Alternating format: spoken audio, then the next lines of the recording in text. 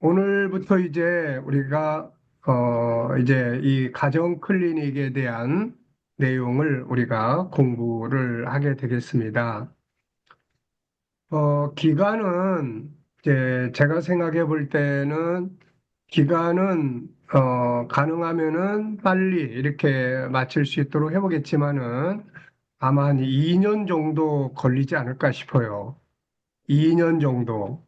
네, 예, 물론 더 빨리 끝낼 수 있도록 있으면 빨리 끝내보겠지만, 전체적으로 한 2년 이렇게 일주일에 한 번씩 하고, 그 다음에 이제 매월 첫째 주일은, 대림동에 있는 지난번에 제가 갔던, 그 교회에 가서, 오후 3시부터 4시, 5시, 6시까지 그래서 3시간 정도는 현장에서 질문도 받고 여기서는 이제 그런 토론이 잘 안 되기 때문에 그래서 거기 가서 이제 그렇게 한 달에 한 번은 제가 거기 가서 이렇게 진행하는 것으로 그래서 매월 첫째 주일 날로 날짜를 정했습니다.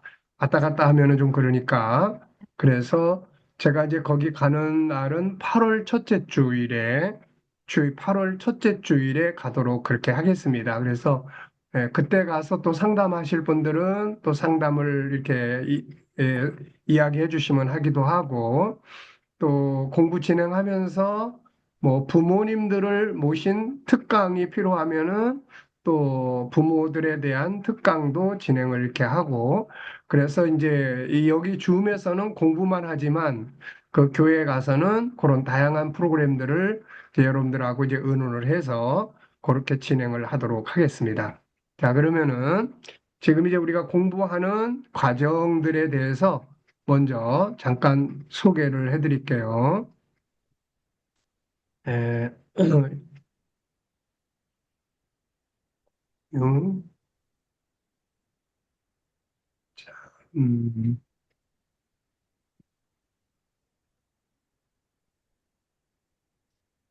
자, 이거 보이시나요? 이거. 네, 네. 오늘 여기 계신 분들은 대부분이 다 목회를 하시는 분들이에요. 그래서 목회라는 게 과연 뭔가 간단하게 이 5가지를 정리를 했어요. 그래서 목회라고 하는 것. 이제 전도사가 됐든 또 이제 목회자가 됐든 목사님이 되셨든 하여튼 목회를 하는 사람들이 목회라는 게 도대체 뭐냐? 자, 그래서 목회는 요 5가지를 잘 하는 거예요. 이 5가지를. 그래서 첫 번째는 설교를 하게 됩니다. 이 목회자의 가장 중요한 사명은 바로 이 설교를 잘하는 거죠. 이 설교. 그래서 이 설교를 잘하기 위해서는 성경도 잘 알아야 되고 특히 우리 G7과 GTS에 대한 내용, 요 부분들을 잘 이렇게 활용을 하시면 영감 있는 그런 설교를 잘 할 수 있고요. 두 번째는 이제 상담입니다. 목회자의 두 번째가 이제 상담, 특히 심리 치료.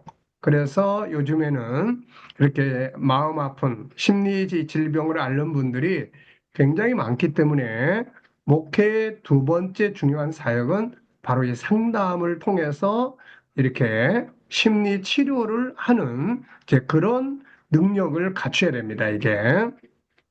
세 번째는 이제 다음 세대 양육이에요. 이 청소년들을 상담하고 청소년들을 양육하는 일을 하게 되는 거예요. 이게 있어야만 교회가 건강하게 발전해 갈 수가 있게 되는 거예요. 그래서 어린이 청소년들에 대한 치료, 또 상담, 그리고 또 양육 이렇게 해서 다음 세대를 준비를 하게 되는 거죠.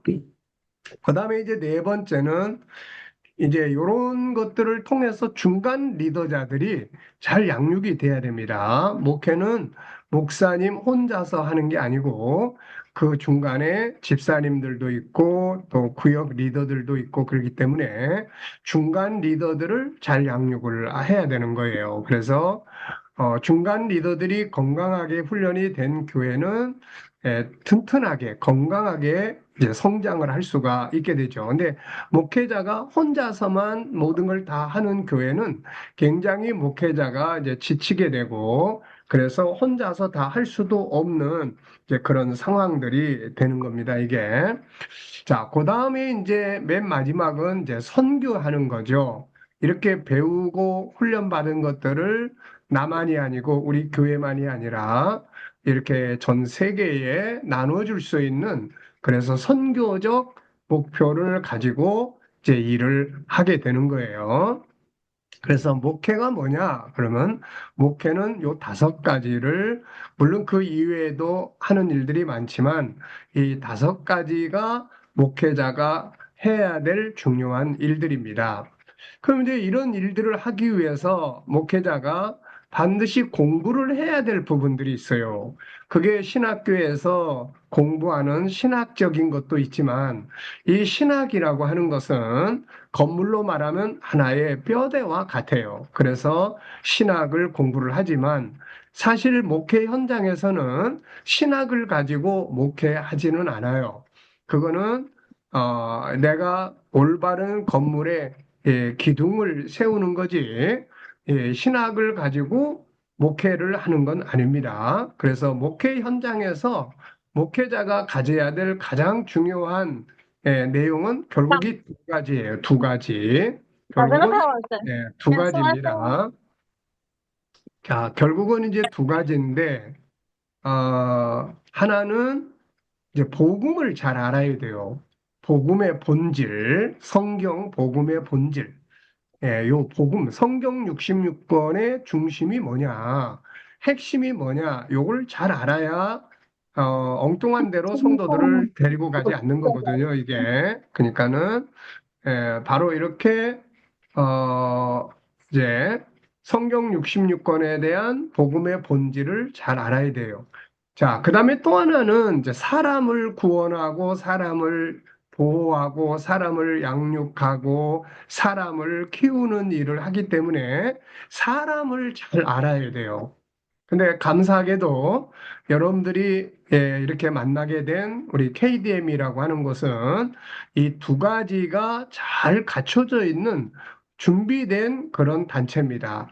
그래서 지금까지 세계 많은 나라에서 이 내용들을 가르쳐 왔고 지금도 가르치고 있는 거예요.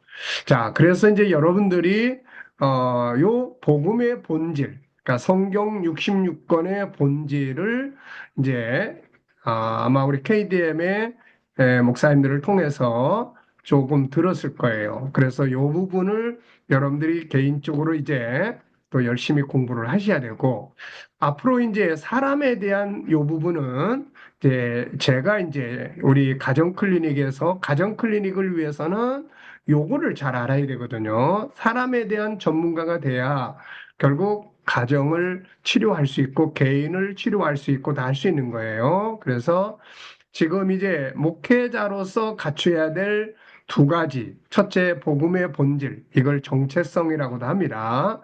요거는 이제 우리 KDM의 이제 또 신학교나 또 KDM의 여러 프로그램들 강좌들이 있습니다. 이거까지 여기서 다루기 시작하면은 너무 많은 시간을 필요로 해요. 그래서 이 부분은 이제 여기서는 다루지 않고요. 사람에 대한 것만, 가정 클리닉은 사람을 잘 알아야 되기 때문에 요 사람에 대한 내용을 우리가 이제 공부를 하게 되는 거예요. 어떻게 잘 이해되셨죠? 그래서 여러분들이 반드시 알아야 될 게 이 2가지인데 하나는 성경 66권의 본질. 그래서 요거를 이제 잘 알아야 성경을 해서 가르칠 수 있는데 여기서는 요거 부분까지는 다룰 수가 없습니다. 지금. 그래서 요 부분은 우리 지금 유튜브 안에라든지 아니면은 또 우리 그 KDM의 교수진들이 지금 강의하는 내용들이 있어요. 이 토요일 날마다 강의하고 있는 그런 내용들을 여러분들이 따로 이렇게 들으시면서 복음의 본질을 공부를 하시면 돼요. 책은 다 마련이 돼 있으니까 필요하신 분들은 책을 주문하셔서 이렇게 보시면서 하셔도 되고요. 예, 여기서는 가정 클리닉을 하기 위해서는 사람에 대한 내용을 알아야 되기 때문에 이 부분에 대해서만 전문적으로 공부를 하게 되겠습니다. 자, 이 두 가지를 여러분들이 잘 기억해 두세요. 하나는 우리 목회가 뭐냐? 목회는 요 다섯 가지를 하는 것이다. 영감 있는 설교, 상담, 치유, 그다음 다음 세대를 치유하고 양육하는 일, 중간 리더들을 양육하는 일, 그다음에 마지막은 선교의 목표를 이루는 교회. 요게 이제 아주 목회자로서 갖춰야 될 중요한 목회의 방향이에요. 자, 이걸 위해서는 두 가지를 필수적으로 잘 알아야 된다. 하나는 복음의 본질을 잘 알아야 되고요. 하나는 사람을 잘 알아야 된다. 그래서 여기서는 복음의 본질을 다룰 수 있는 시간은 여기서는 하기가 어렵고 사람에 대한 것만 전문적으로 공부를 해서 이 부분을 가지고 가정 클리닉, 상담, 치유, 또 청소년들 상담, 치유 이런 쪽으로 예, 공부를 하게 되겠습니다. 자, 그러면은 이제 이 부분은 지나가고요. 자, 다음에는 우리가 이제 알아야 될 게 뭐냐면은 가정 클리닉에서 교육을 하게 되는 이제 교육 과정이에요. 요게. 그래서 가정 클리닉에서는 이런 내용들을 이제 공부를 합니다. 자, 개인 심리 상담, 그다음 감정을 컨트롤하는, 그다음에 다양한 갈등 상담, 그래서 관계에 대해서, 대화법에 대해서, 갈등 해결에 대해서, 그다음에 개인 행복 프로그램을 만들어 주는 일, 인생을 컨설팅해 주는 거, 그래서 이런 것들이 이제 개인 상담 클리닉이에요. 개인 상담을 하는 곳입니다. 그 다음에 이제 두 번째는 가정을 이룬 부부들에 대한 상담이에요. 그래서 부부 교실도 있고, 역시 대화법, 관계, 갈등 해결하는 방법, 부부가 가정의 행복을 만들어 가는 방법, 이런 것들을 이제 훈련을 하게 됩니다. 세 번째는 부모와 자녀의 관계를 이제 치유하기 위한 프로그램이에요. 그래서 자녀와의 갈등 해결하는 거, 어린이들을 상담하고 어린이들의 대화법, 관계법, 또 아이들을 똑똑하게 잘 키울 수 있는 코칭과 질문법, 아이들의 독서를 지도하고 학습 지도하는 방법, 재능 개발과 진로, 비전 만드는 거, 그 다음에 요거는 이제 우리 한국 아이들이 수학하기가 어려워서 엄마들을 교육해서 엄마들이 아이들의 수학을 좀 도와주도록 그런 이제 방법을 훈련하는 거예요. 자녀의 경제 교육, 변화의 리더십, 우리 부모들이 어떤 모습으로 변화를 해야만 되느냐. 아이들을 잘 키우려면 일단 부모님들이 변화가 필요합니다. 대화하는 방법도 변화가 필요하고, 그래서 이게 변화의 리더십, 그 다음에 아이들의 성품을 올바르게 잘 이끌어 갈 수 있도록 성품 교실. 그래서 이런 내용들을 여기서 공부를 하는 거예요.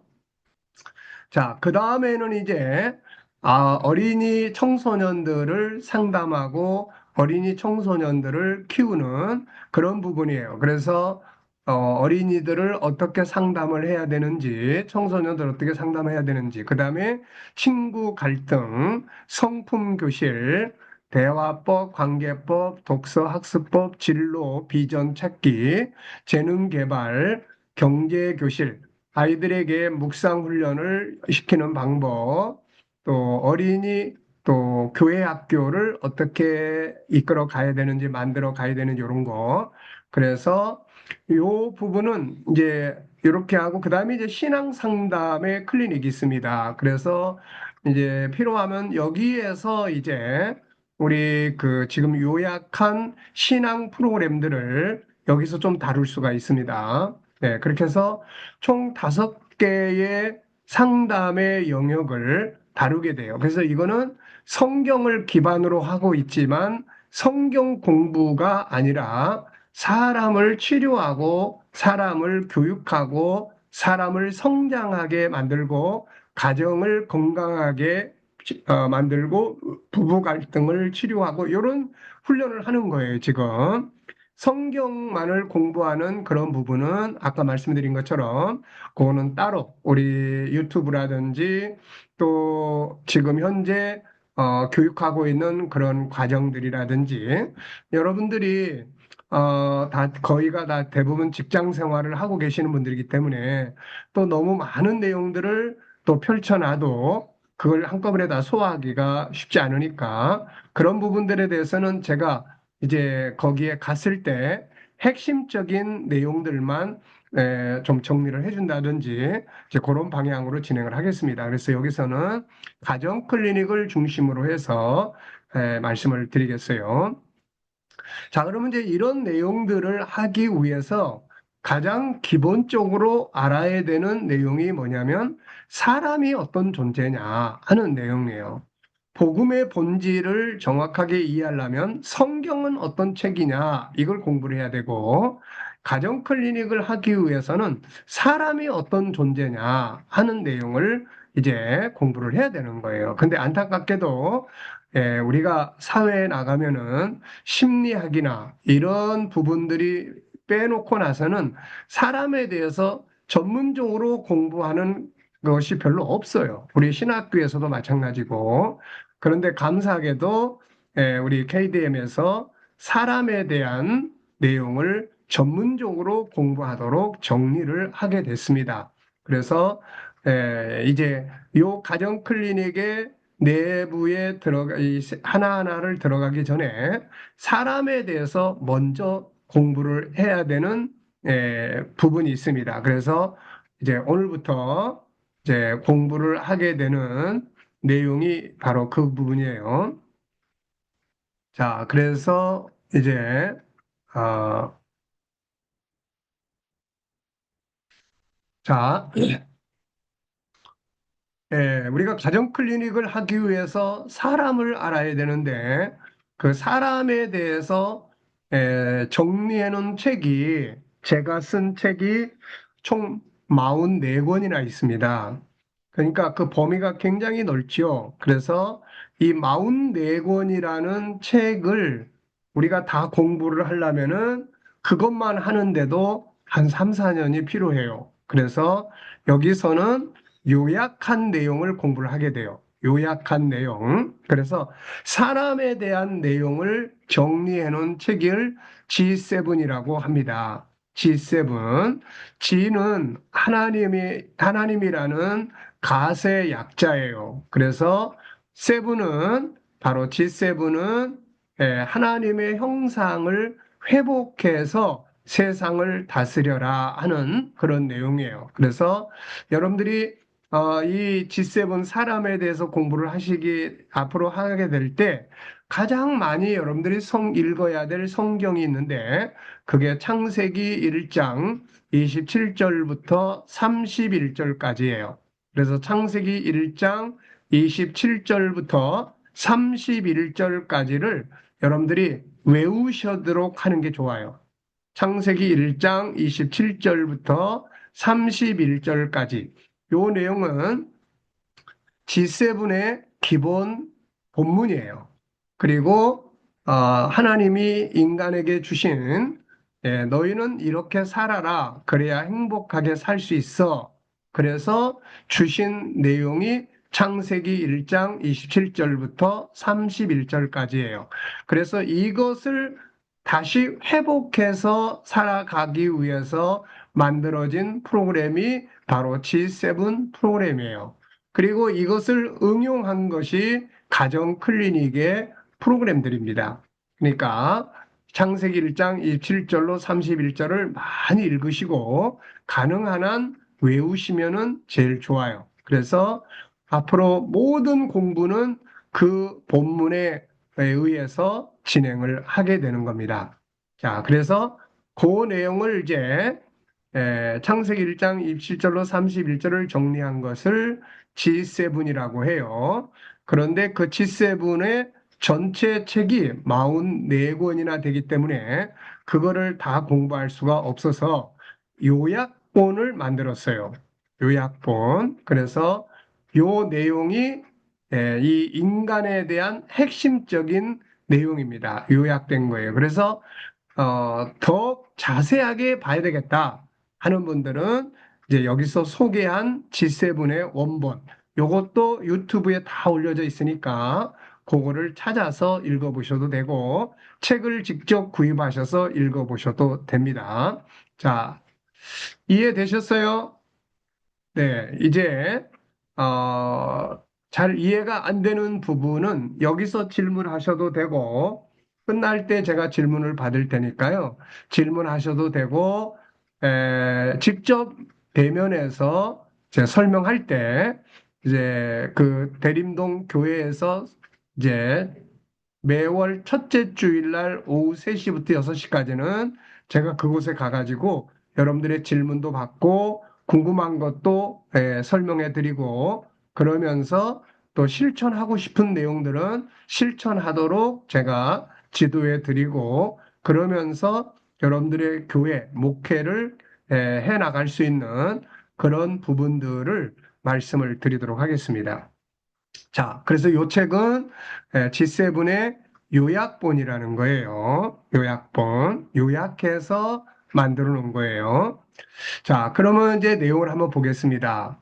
그래서 요거는 총 14장으로 돼 있어요.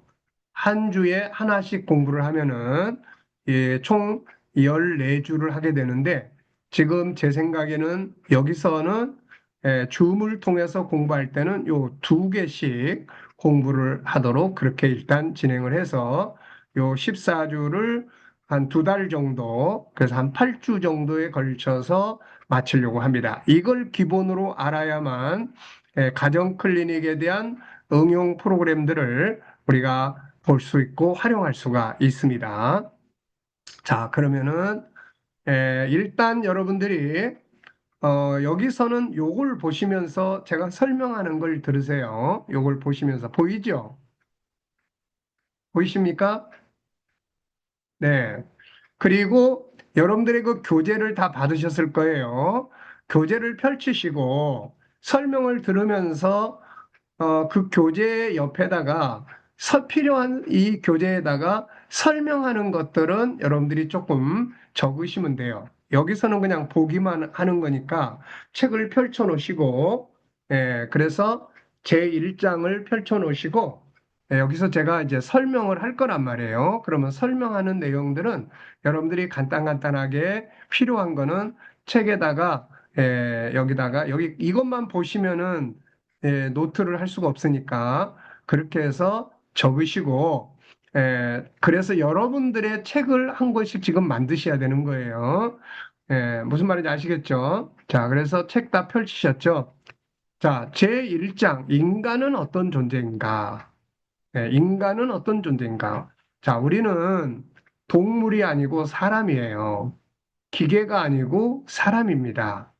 우리가 가정 생활을 하는데 자, 함께 살아가는 사람들은 동물이 아니고 사람이에요. 우리가 낳은 자녀도 동물이나 기계가 아니라 사람입니다. 근데 문제는 사람이 어떤 존재인지를 모른다는 거예요.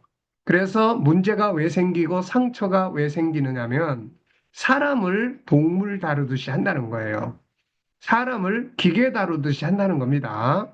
그러다 보니까 상처를 받게 되고 아픔이 생기게 되고 사람들이 싸나워지게 되고 자꾸 동물처럼 되는 거예요. 그래서 이런 말씀을, 이런 이야기를 정리해 놓은 말씀이 바로 이 시편 49편 20절이에요. 자, 뭐라고 써 있습니까?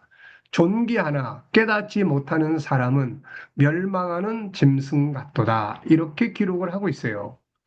자, 인간은 존귀한 존재입니다. 하나님이 우리를 아무렇게나 만든 게 아니라 가장 존귀한 존재로 우리를 만드셨어요. 근데 이 세상에 태어나서 살아가면서 이걸 깨닫지를 못하는 거예요. 이걸 깨닫지 못하니까 짐승처럼 살아간다. 그런 이야기예요.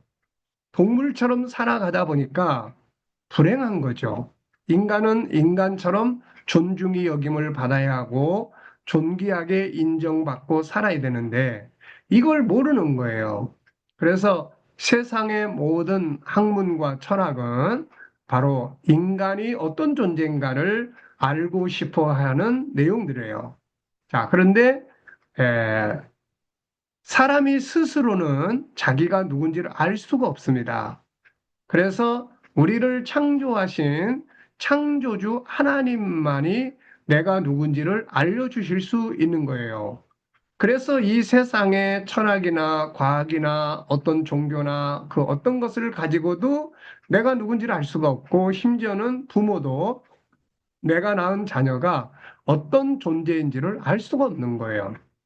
여러분들에게 만약에 여러분의 자녀들이 엄마 난 누구야 그러면은 뭐라고 대답하시겠어요?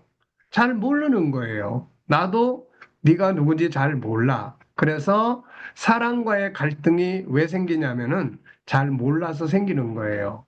도저히 이해가 안 되는 거예요. 부부가 같이 몇십 년을 살아도 서로가 이해가 안 되는 겁니다. 안 될 수밖에 없는 거예요. 그것은 내가 만들어질 때에 아무도 나를 보지 못했기 때문에 우리 인간 스스로는 아무리 돌을 닦아도 인간을 알 수가 없는 겁니다. 그래서 사람이 누군지를 모르면 방황하기 시작을 하는 거예요. 자기를 찾기 위해서 방황하고 또 자기가 누군지를 몰라서 방황하고 어떻게 살아야 되는지를 몰라서 방황하고 그렇게 되는 거예요. 인간관계도 사람을 잘 모르니까 동물 다루듯이 하거나 기계 다루듯이 하기 때문에 다투게 되고 상처받게 되고 문제가 발생을 하는 거예요. 그래서 자녀를 낳은 부모는 반드시 내 자녀가 어떤 존재인가를 알아야 된다는 거죠. 그래야 자녀를 올바로 교육할 수 있고 올바로 키워갈 수 있게 되는 거예요. 자, 부부가 같이 살아도 아내가 남편을 잘 모르고 남편이 아내를 잘 모르면 서로 이해하지 못하고 다투고 분쟁하고 상처 주고 그래서 처음에 그렇게 사랑했던 사람들이 나중에는 못 살겠다고 하면서 헤어지기도 하고 문제들이 생기는 겁니다. 그래서 인간을 알고 그 인간다움을 존중하고 이해하고 만들어가기 시작하면은 모든 관계가 좋아지는 거예요. 그런데 인간 스스로는 인간을 알 수가 없습니다. 아무리 철학을 하고 과학을 하고 종교를 갖고 연구를 해도 몰라요. 왜냐하면은 인간이 만들어질 때 그 옆에 아무도 본 사람이 없기 때문에 그렇습니다. 그러면은 인간을 알 수 있는 분이 누구예요? 바로 창조주예요. 그래서 성경만이 인간에 대해서 정확하게 설명해 줄 수가 있는 겁니다. 왜냐하면 성경은 나를 창조하신, 우리 자녀를 창조하신 하나님께서 인간은 이런 존재야 라고 설명을 하시고 있기 때문에 성경을 통해서만 사람을 정확하게 알 수가 있게 되는 거예요. 그래서 이 성경이 알려주고 있는 인간에 대해서 우리가 정확하게 알아야 합니다. 그래야만 올바르게 살아갈 수가 있는 거예요. 자, 그래서 사람을 알아야 교육도 할 수 있고, 사람을 알아야 치유도 할 수 있고, 사람을 알아야 양육도 할 수가 있는 거예요. 자, 많은 사람들이, 우리 청소년들이 병들어 있고, 마음의 병을 간직하고 있고, 많은 가정들이 고통을 받아요. 이유는 이 말씀과 똑같은 거예요. 종기 하나 깨닫지 못하기 때문에 멸망하는 짐승처럼 사는 겁니다. 그래서 이게 고통스러운 거예요. 그래서 우리는 이 세상이 말하는 것을 통해서 나를 아는 게 아니라 세상은 나를 모릅니다. 그래서 성경을 통해서 우리 자신을 바르게 알고 아이들을 성경이 말씀하는 것을 토대로 해서 아이들을 교육하게 되고 그래야 되는 거예요. 자, 여러분들은 중국에서 이제 태어나셨고 우리 한국인이지만 또 중국에서 태어나셨어요. 자, 한국에 오신 여러 가지 한국에서의 생활이나 이런 게 여러분들이 아주 중요한 게 하나 있어요. 한국에 와 있다는 거. 그게 가장 중요한 거. 그게 뭐냐면은 한국에서는 교육을 자유롭게 할 수가 있어요. 교육을. 어떤 교육을 할 수 있느냐? 아이들한테 하나님이 너를 창조하셨어. 이걸 가르칠 수 있다는 겁니다. 이게. 근데 여러분들이 아시다시피 중국에서는 드러내놓고 하나님이 너를 창조하셨어. 이걸 못 가르친다는 거예요. 이거를. 그래서 인간이 누군지를 모르고 방황을 하게 될 수밖에 없는 거예요. 그래서 여러분들이 한국에 와 계신다는 것은 여러 가지, 뭐, 이유가 있겠고, 유익이 있겠지만, 그 중에서 가장 중요한 것은 하나님이 너를 이렇게 만들었고, 너는 하나님을 닮은 존재야. 이거를 마음 놓고 가르쳐도 되는 것이다. 그것 때문에 누가 잡아가거나, 그것 때문에 뭐, 누가 와서 우리를 괴롭히거나 하는 사람은 아무도 없는 거예요. 그런데 안타깝게도 여기 와 계시면서도 내가 낳은 자녀한테 너는 하나님을 닮은 존재야. 너는 하나님이 세상에 보내셨어. 하나님이 너를 나에게 보내신 것이 난 너무너무 감사해. 이 말을 못 해주는 부모들이 너무 많다는 거예요, 이거. 그래서 참 안타까운 일입니다. 그래서 우리가 이제부터는 성경에서 하나님이 말씀하시는 나는 어떤 존재인가? 성경에서 나를 또 말씀하시는 내 자녀는 어떤 존재인가? 지금 여러분들이 자녀를 낳았지만, 자녀가 누군지 잘 모르잖아요.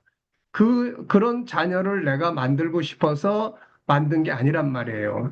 태어나고 보니까, 이런 자녀가 나한테서 온 겁니다.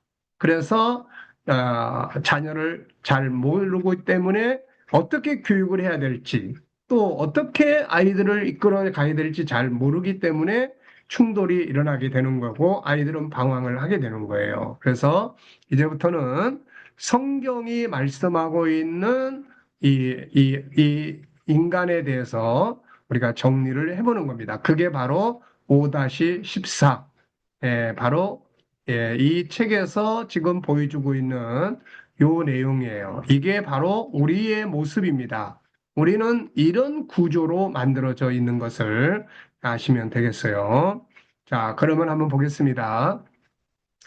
자, 우리가 사는 이 세상은 약육강식, 우리가 사는 이 세상은 인본주의라는 것이 지배를 해요. 인본주의. 원래 이 세상은 처음에 창세기 1장 1절을 보면 하나님이 세상을 천지를 창조하셨다. 하나님이 천지를 창조하셨다가 성경 전체의 맨 앞구절의 첫 번째 이야기예요. 헌법으로 말하면 제 1장 1절이 바로 하나님이 천지를 창조하셨다는 선언입니다. 그래서 하나님이 천지를 창조하셨다는 이것이 굉장히 중요한 거예요. 그래서 이 모든 만물, 이것은 하나님으로부터 시작을 합니다. 이것을 뭐라고 이야기하냐면 신본주의라고 이야기를 해요. 신본주의, 하나님 중심의 역사를 말합니다. 성경은 하나님이 시작한 역사를 다루고 있는 거예요. 자, 그런데 이제 창세기 4장에 가서 보면 가인이 이제 하나님을 떠났다는 말씀이 나와요. 가인이 누군지 아시죠? 아담의 큰아들입니다. 그런데 이 가인이 여호와를 떠났다. 하나님을 떠났다. 이렇게 이야기를 해요. 그러니까 이때부터 인간 세계는 하나님이 없는 문화가 등장을 하기 시작을 했습니다. 하나님이 없는 사상, 하나님이 없는 과학, 하나님이 없는 인간의 가치관, 이런 게 이제 만들어지기 시작을 한 거예요. 그래서 이때부터는 우리 인간 세계는 두 가지의 문화가 시작을 합니다. 하나는 하나님 중심의 신본주의 문화가 있고 또 하나는 인간 중심의 인본주의 문화가 있는 거예요. 자, 그래서 이 인간 중심의 인본주의는 어떤 것을 중요하게 여기고 기준이 뭐냐? 인간이 만들어놓은 인본주의의 가장 핵심은 약육강식이에요. 강한 자가 약한 자를 지배하는 내용이에요. 서로 존중함이나 이런 게 없어요. 힘이 센 가인이 자기 동생을 돌로 쳐서 죽였어요. 이게 인본주의의 힘의 논리예요. 그래서 세상에 나가면 세상은 우리 인간을 어떻게 평가를 하느냐, 힘이 있느냐, 없느냐, 빽이 있냐, 없냐. 여기에 따라서 인간의 가치가 존중되기도 하고 무시되기도 하고 그렇게 되는 거예요. 또 하나는 인본주의는 물질을 중시 여깁니다. 눈에 보이는 거, 영혼이 중심이 아니라 육체가 중심이고 또 어떤 가치가 중심이 아니라 돈이 중심이에요. 그래서 돈이 많은 사람은 주인이 되기도 하고 돈이 없는 사람은 노예가 되기도 하고 이게 세상이 만들어 놓은 가치관이에요. 그래서 우리 모든 사람들은 이 세상이 만들어 놓은 가치 기준에 의해서 자기를 평가하고 스스로를 보잘것없는 존재로 인식하기도 되고 이렇게 되는 거예요. 여기서 인간의 가치는 없어지는 겁니다. 자, 그런데 신본주의, 하나님 중심의 문화는 뭐가 중심이냐? 인간이 물질이 중심이 아니라 생명이 중심이에요. 인간의 영혼, 생명이 중심입니다. 자, 힘이 있거나 없거나 오히려 힘이 없는 자를 하나님은 약한 자를 더 강하게 붙들어 주시고 그래서 모든 인간을 인간의 생명을 기준으로 평가를 하시는 거예요. 뭐 돈이 있냐 없냐에 의해서 평가하는 게 아니고 그냥 하나님이 우리의 생명을 사랑하시는 거예요. 그래서 우리 기독교 안에 성경 안에 들어오면은 높고 낮음이 필요 없고 있느냐 없느냐는 생활의 불편함을 이야기하는 것뿐이지 그것 때문에 인간의 가치가 보잘것 없어지거나 그게 아닌 겁니다. 요 차이점을 우리가 바르게 잘 아셔야 돼요. 자, 그래서 이 여기서는 이제 인간은 천하보다 귀한 존재로 만들어졌다. 요거를 이야기하는 겁니다. 자, 마태복음 16장 26절에 보면은 예수님께서 인간의 가치를 설명했어요. 사람이 만일 온 천하를 얻고도 제 목숨을 잃으면 무엇이 유익하리요? 사람이 무엇을 주고 제 목숨과 바꾸겠느냐? 예수님은 한 사람의 생명이 천하보다 귀하다고 말씀을 하신 거예요. 네. 자, 세상으로 가면은 뭐 어느 대학 나왔어 또 뭐 어떤 돈이 얼마나 많아 또 뭐 집이 몇 평이야 뭐 이런 거에 의해서 인간의 가치가 평가되는 거예요, 이거. 그래서 자기를 보잘것없는 존재로 무시하게 되고 또 잘못된 유혹에 빠지기도 하고 절망적으로 빠지기도 하고 이렇게 되는 거예요. 근데 성경 안에 들어오니까 그런 거하고 상관없이 하나님은 우리의 생명의 가치가 천하보다 귀하다. 그래서 예수님께서 천하보다 귀한 생명을 구원하시려고 자기 목숨을 바쳐 주신 겁니다. 자, 그래서 이제부터 우리가 알아야 될 게, 나는 천하보다 존귀한 사람이다. 이거를 인정하셔야 돼요. 왜냐하면은 하나님이 우리를 그렇게 존귀한 자로 만들어 놓으셨기 때문입니다. 아이들을 교육할 때도 아이들이 뭐 공부를 잘하냐 못하냐 이런 거 따지지 말고 너는 존귀한 사람이야. 이거를 인정해 줄 수 있어야 된다 그 말이에요. 아이들이 엉뚱한 이야기하고 부모의 마음에 안 맞는 이야기를 하더라도 아이들 자체를 존중히 여기고 아이가 좀 못난 면이 있다 하더라도 그건 세상적 기준이기 때문에 하나님이 그 생명을 중요시 여기기 때문에 그러한 모습 자체를 중요하게 여기고 존중해야 된다는 거예요. 부모와 자녀의 갈등은 이 존중함이 빠지는 데서 생깁니다. 부모가 자녀를 존중하고 그러면 갈등을 해결을 할 수가 있게 되는 거죠. 자, 그렇다면은 인간의 가치가 존귀한데 왜 인간이 존귀한 거냐? 예, 성경은 세 가지의 이야기를 하고 있습니다. 인간이 존귀한 이유 세 가지를 성경은 이렇게 이야기를 해요. 세상으로 가면 힘이 있냐 없냐, 돈이 많으냐 적으냐에 의해서 인간의 가치가 평가되지만 성경은 그런 것 때문에 인간의 가치가 존귀한 게 아니고 만약에 그렇다면 예수님이 십자가에 죽으신 것도 힘 있는 자들만을 위해서 죽으셨을 거예요. 근데 예수님의 죽으심은 연약한 자, 힘없는 자들을 살리기 위해서 십자가에 죽으신 거예요. 그러니까 그런 것들에 의해서 사람을 평가하는 가치 기준을 우리가 버려야 하고 성경은 인간이 왜 존귀하다고 말씀을 하고 있느냐? 세 가지를 이야기를 하고 있어요. 이거를 우리가 알아야 돼요. 모든 상담은 앞으로 여러분들이 아이들도 교육하고 가정도 치료하고 상담하고 하는데 모든 상담의 기본 원리는 사람은 존귀한 존재야.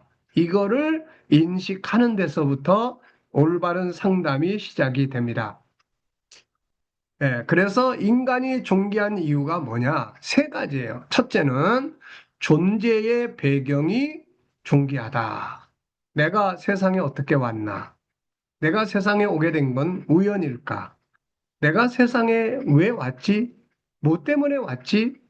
우리가 힘이 없고 연약하고 가난하고 아마 이런 청소년들은 내가 우리 엄마가 왜 날 낳아가지고 이렇게 고생을 하면서 살도록 하셨나? 아마 부모 원망을 많이 할 거예요. 근데 알고 보면은 인간은 존재하는 이유가 있어요. 존재하는 이유.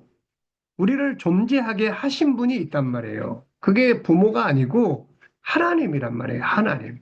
그러니까 하나님이 우리를 존재하게 한 거예요. 그래서 존재의 배경이 그렇다면 하나님이 우리를 이렇게 존재하게 하셨는데 가치 없게 존귀하게 하셨느냐 아니면은 어떻게 존귀하게 하셨느냐. 야, 그래서 인간의 존재하게 된 배경에 대해서 설명을 잘 해놓은 것이 두 군데가 있습니다.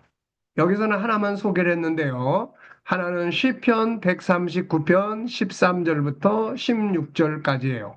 요거는 다윗이 성령의 감동을 통해서 인간이 어떻게 존재하게 되었는지를 알게 되었고 그것을 계시해 놓은 겁니다. 그 다음에 또 하나는 신약 성경에 여기는 이제 신약 성경의 내용은 기록을 안 했는데요.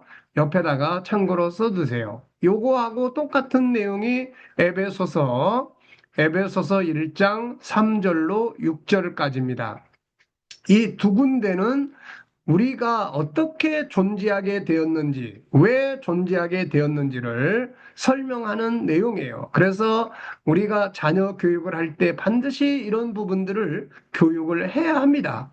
그래야만 자존감이 높아지고, 자신감을 가질 수가 있게 되고, 자기를 가치 있게 생각을 할 수가 있게 되는 거예요. 아마, 여러분들의 자녀들 가운데도, 지금 우리 조선족 분이나 러시아 쪽에는 고려인들이 계시죠. 사실 여러분들이 아니면 복음이 중국 사람들에게 전해지기가 굉장히 힘들었을 거예요. 왜 그러냐면은 제가 1990년대부터 막 개방될 때부터 그때 한창 공산권이 다 무너지기 시작을 할 때부터 중국 선교를 수십 년 동안 제가 쫓아다녔어요. 근데 내가 중국어를 모르고 그러다 보니까 이 중국 분들에게 제가 참 많은 곳을 돌아다녔는데요. 뭐 동북 삼성에서부터 내몽고 그다음에 뭐 중앙으로 가가지고 또 저 서쪽에 운남성에 이르기까지 뭐 대부분의 큰 성들을 다 돌아다녀 보면서 복음을 전했는데 그 중에 함께 일했던 동역자들이 다 조선족들이었어요. 이분들이 없었으면은 바로 이렇게 복음을 전할 수가 없었을 겁니다. 러시아 쪽에 갔을 때는 고려인들이 없었으면은 통역을 누가 러시아 말을 할 수 있는 사람이 아무도 없었어요. 그래서 하나님께서 여러분들을 세계 속에 사용을 하시기 위해서 이 흩으시고 움직이게 하신 그 배경이 있어요. 근데 이거는 복음 안에 있는 사람들만 이해할 수 있는 거예요, 이게.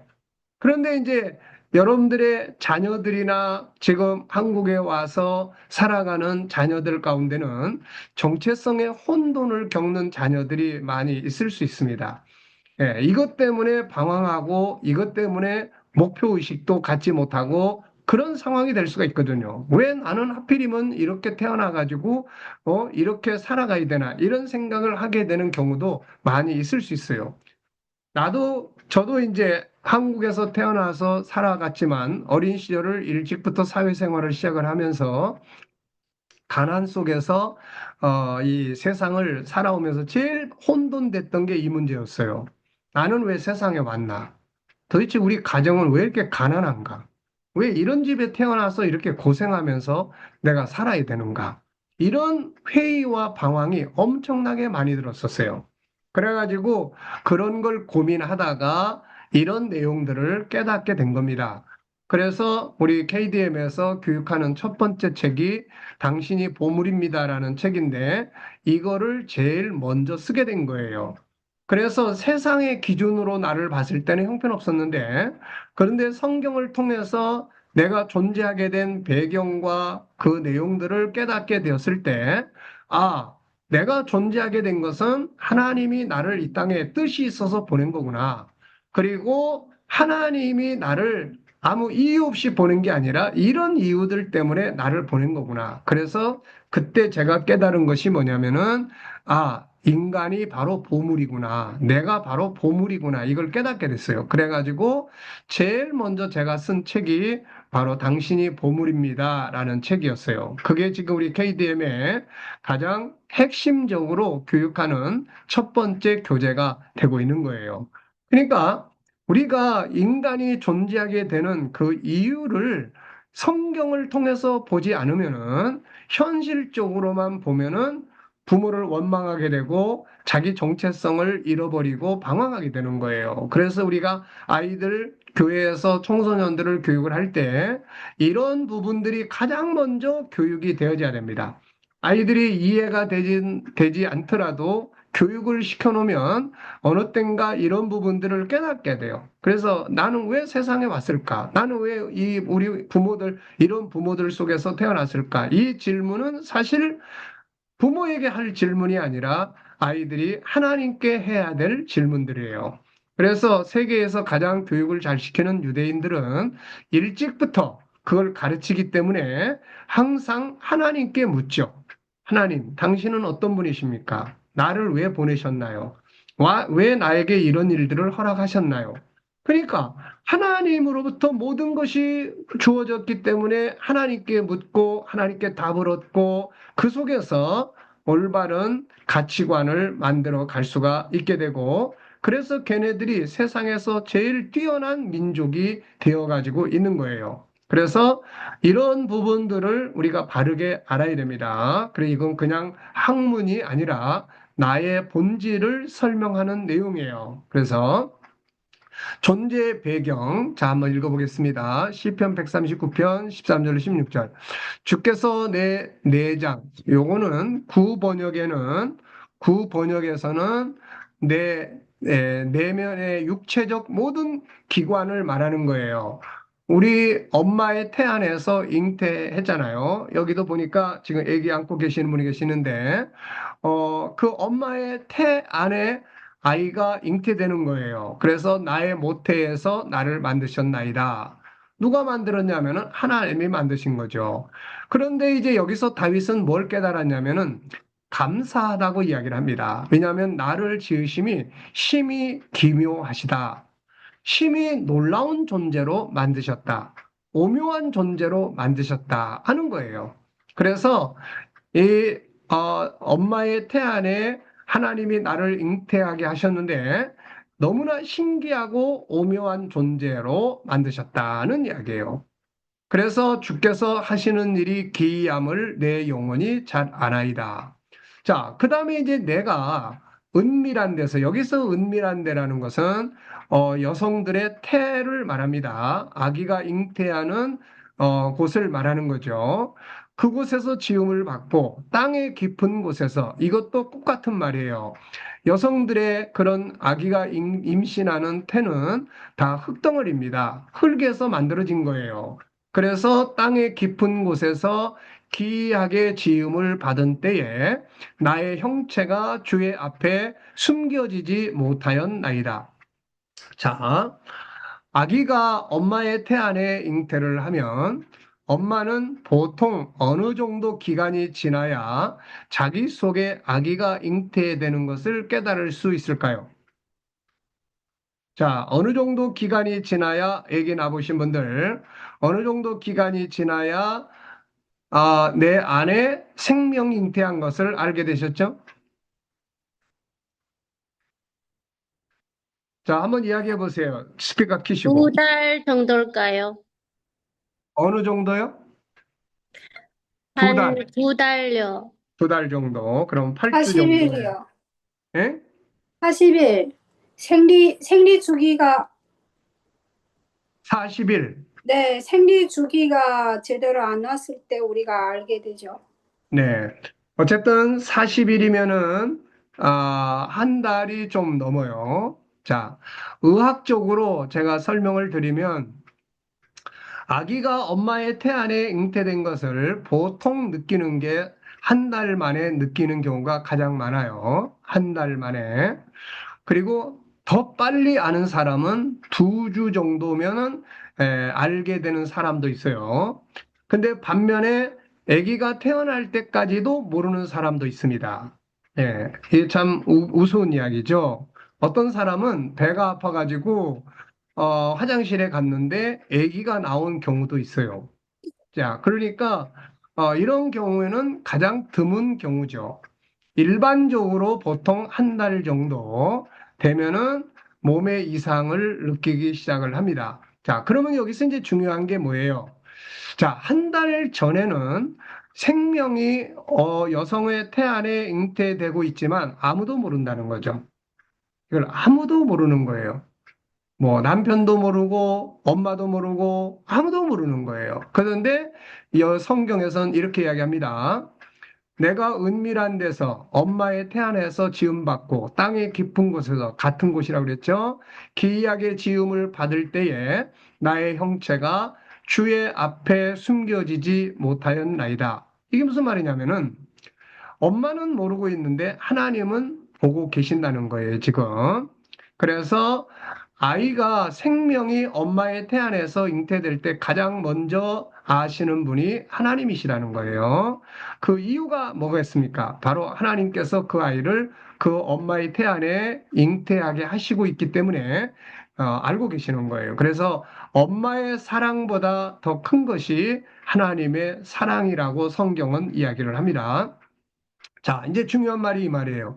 내 형질이 엄마의 태안에서 내 형체가 이루어지기 전에 이미 주의 눈이 나를 보셨다. 이렇게 이야기를 해요.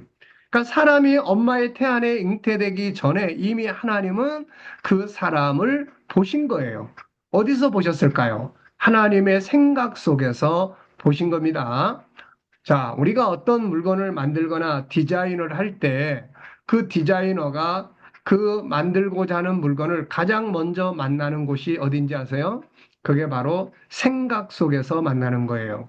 생각 속에서, 내가 어떤 물건을 만들어야 되겠다. 이렇게 생각 속에서 먼저 선택을 하고 난 다음에 그것을 책에다, 스케치북, 책에다가 기록을 합니다. 그리고 난 다음에 책에 그려놓은 것을 어느 시점에 만들게 되는 거예요. 현재 속에서. 하나님 똑같아요. 그래서 하나님이 엄마의 태안에 내가 잉태되기 전에 이미 나를 보셨어요. 어디서 보셨냐면 그분의 생각 속에서 나를 보신 겁니다. 이것을 신약 성경에 아까 이야기했죠. 에베소 1장 3절로 6절에서는 창세전에 하나님이 나를 선택하셨다. 이렇게 이야기를 하고 있어요. 하나님이 나를 선택한 거예요. 엄마와 아버지가 나를 이런 존재로 만들어야지 라고 생각한 게 아니라 하나님이 나를 선택을 하신 거예요. 그리고 나를 위하여 정한 날이 하루도 되기 전에 주의 책에 다 기록이 되었습니다. 하나님이 그의 생각 속에서 우리를 선택하시고 그 다음에는 하나님의 책에 우리를 기록을 해놓은 겁니다.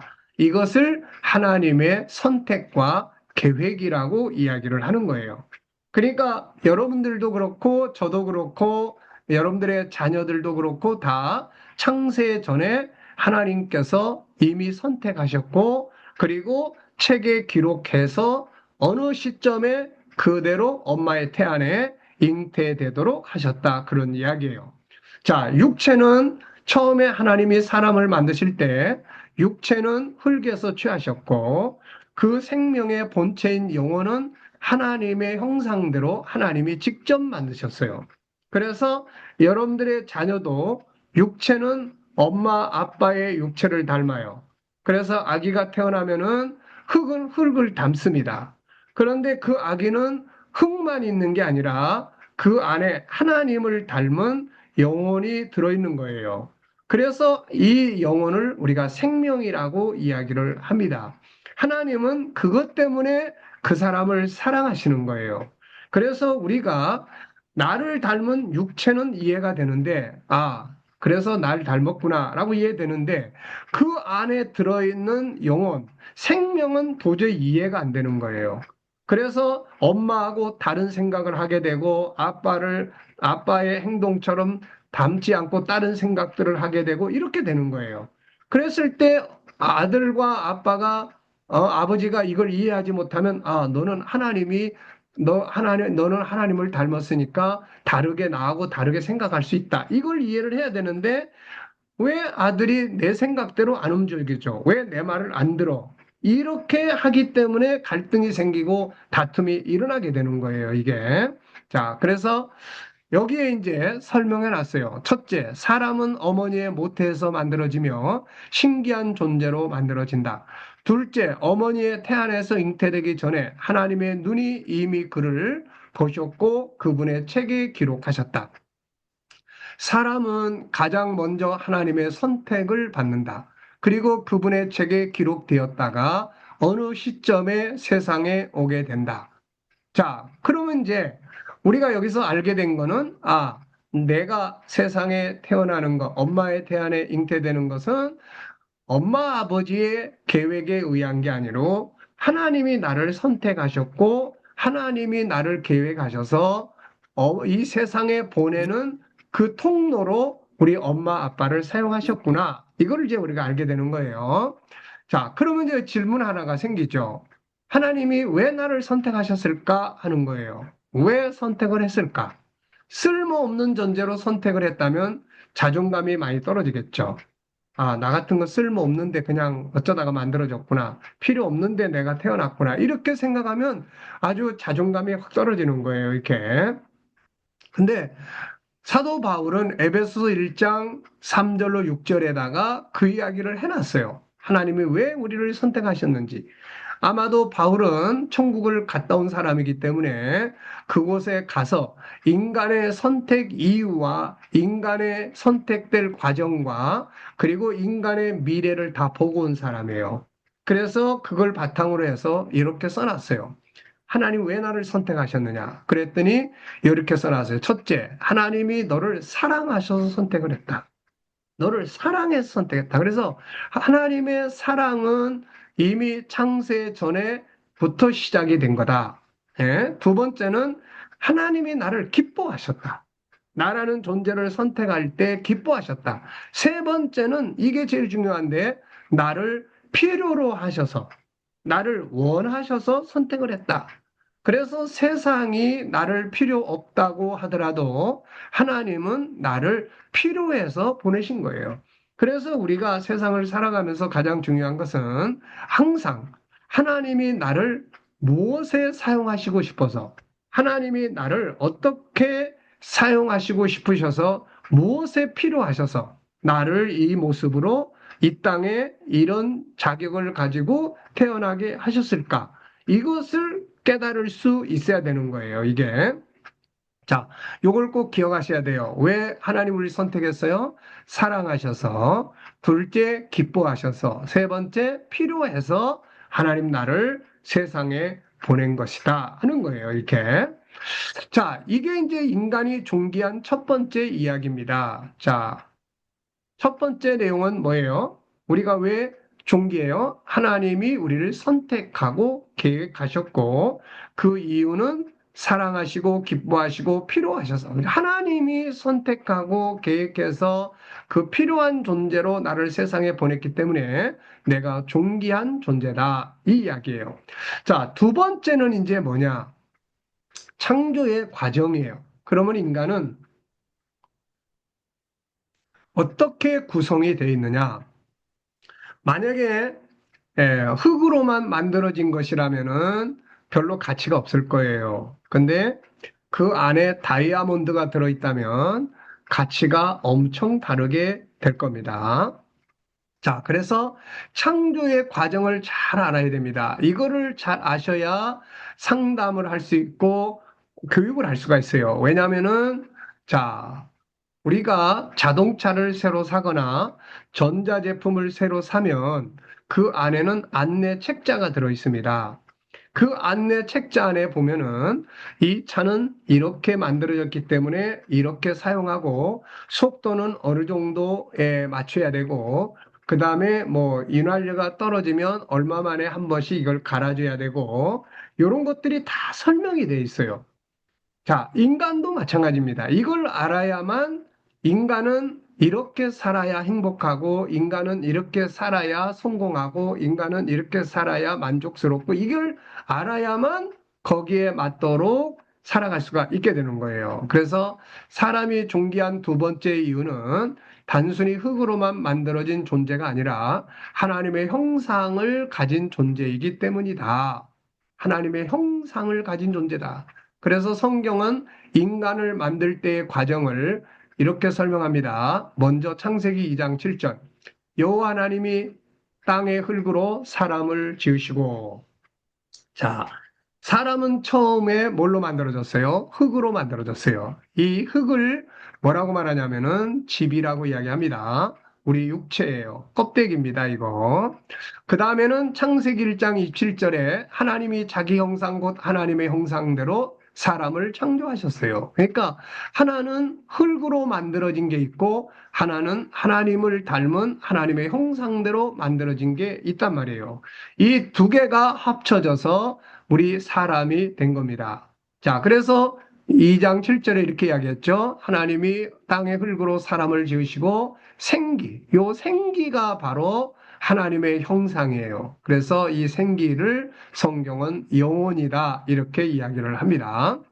자, 이 두 곳의 말씀을 보면 사람은 두 가지의 재료로 만들어졌어요. 하나는 흙입니다. 자, 모든 동물과 식물은 다 흙이에요.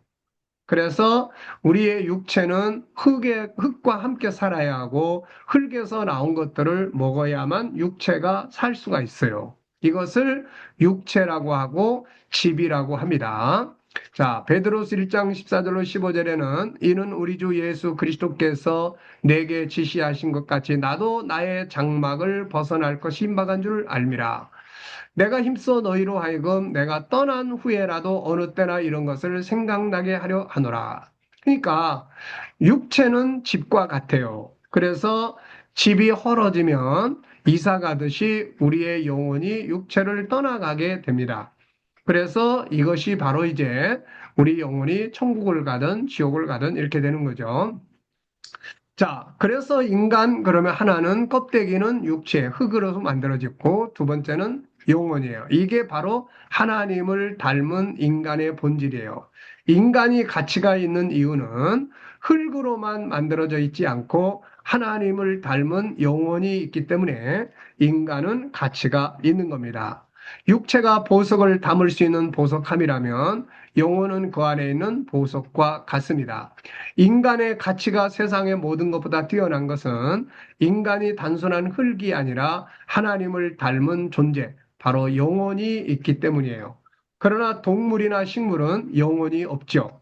우리가 뭐 소고기를 먹고 돼지고기를 먹는 이유는 바로 이 동물은 영혼이 없고 흙으로만 이루어져 있기 때문에 식물로 하나님이 주신 겁니다.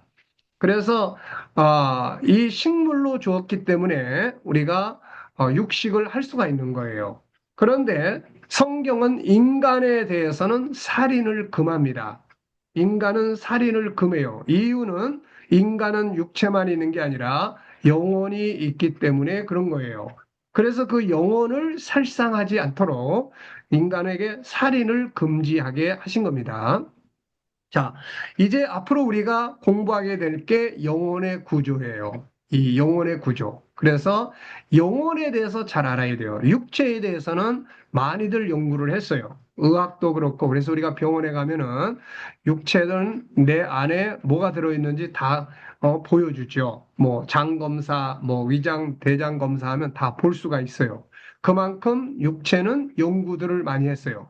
근데 안에 있는 영혼에 대한 것, 이거는 잘 몰라요. 기껏해야 심리학이라는 것이 인간의 내면의 세계, 정신 세계를 연구하려고 시도한 방법들이에요. 그런데 이 영혼에 대해서 가장 잘 설명하고 있는 것이 바로 이 성경입니다. 그래서 우리가 인간답게 살려면 육체보다도 영혼을 잘 알아야 돼요. 영혼을 잘 모르면 우리가 올바른 인생을 살 수가 없어요. 자, 여러분들도 육체는 잘 꾸미시려고 노력하시죠. 매일 아침 세수도 하고, 머리도 감고, 뭐, 드라이도 하고, 화장도 하고, 육체는 잘 가꾸는데, 영혼을 잘 가꾸지를 못한다는 거예요, 이게. 이게 영혼을. 인간이 살아가는데 가장 중요한 것은 육체가 아니고 영혼이에요. 이 정신세계입니다. 그래서 심리질병은 정신세계를 잘 알지 못하는 데서 마음이 병드는 것을 심리질병이라고 이야기를 하는 거예요. 그래서 현대인들의 심리질병이 많은 이유는 육체적인 거는, 물질적인 거는 발전을 하지만 심리적인 것, 정신세계를 잘 모르기 때문에 건강한 심리를 갖지 못하는 데서 마음의 병들이 많이 생기는 거예요, 이거. 그래서 우리 이제 기독교는 육체가 중심이 아니에요. 영이 중심입니다. 예수님도 살리는 것은 영이다. 육은 무익한 거다. 이렇게 말씀을 하셨단 말이에요. 근데 문제는 영혼의 세계, 이거를 잘 모른다는 거죠. 그래서 우리 G7에서는 영혼의 세계를 다 분석을 해서 영혼의 세계는 어떤 것들이 들어있는지, 그래서 이것을 어떻게 치료해야 되고 어떻게 관리를 해야 되는지 이런 것들을 다루고 있는 거예요. 자, 그래서 인간이 존귀한 두 번째 이유는 하나님을 닮은 영혼을 가지고 있다. 여기에서 인간은 존귀한 것입니다. 세 번째 인간이, 그리고 여기서 이제 알아야 될 게, 이 영혼이 바로 나예요. 참 자기입니다. 자, 시편 130편 5절에는 나 곧 내 영혼은 여호와를 기다리며, 여기서 나 곧 내 영혼, 나라고 하는 실체는 영혼이라는 것을 설명하고 있어요. 나는 육체가 나의 본체가 아니고 육체는 내가 입고 있는 옷이에요. 그리고 그래서 떠나는 곳입니다. 그런데 내 영혼, 이 영혼이 나의 본체고 나의 실체예요, 이게. 자, 그래서 영혼을 잘 알아야 합니다. 자, 그 다음에 이제 세 번째로 인간이 존귀한 이유가 있습니다. 자, 인간이 존귀한 세 번째 이유는 존재의 궁극적인 목적이에요. 자, 인간이 존귀한 세 번째 이유는 인간은 이 땅에서 살다가 죽어서 끝나는 게 아니라 하나님의 나라로 옮겨져서 영원히 살게 되는 존재, 곧 영생하는 존재이기 때문이에요. 자, 그래서 인간이 존귀한 겁니다. 자, 우리가 물건을 살 때 일회용 물품은 싸요. 근데 오래 쓰는 물건은 값이 비쌉니다. 자, 우리 인간이 만약에 죽어서 없어지는 존재라면 나이가 들어갈수록 사람은 두려움과 우울증에 시달리게 됩니다. 왜 그러냐면은 미래가 두렵기 때문이에요. 그래서 인간이 천국에서의 영생하는 존재로 만들어져 있다는 것을 알지 못하면 나이가 들어갈수록 심리 질병에 시달리는 경우가 굉장히 많습니다.